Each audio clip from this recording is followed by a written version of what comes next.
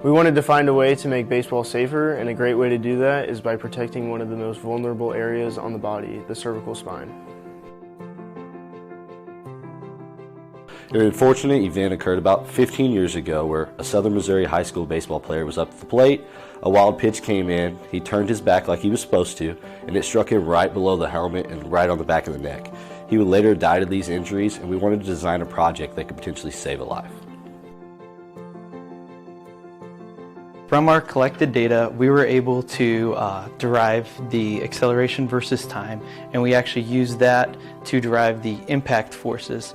In the end, we actually were able to reduce the impact force seen by our products by 30 newtons when compared to an actual certified helmet. So this is our product. It is a dual-layered structured fabric. The way it was designed was this geometric shape is very strong in compression. So when a baseball is impacted by it, it will compress and the forces will be absorbed.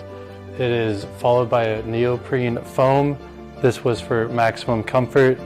It is inserted into the balaclava as shown. And then you will put it on, and then it'll protect your back of the neck just like this.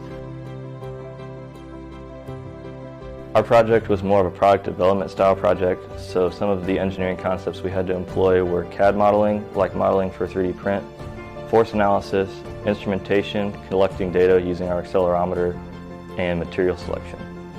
In our project, we learned a lot of skills that would translate to our future careers. We used CAD software such as SolidWorks, and we used some testing equipment such as accelerometers and data acquisition tools.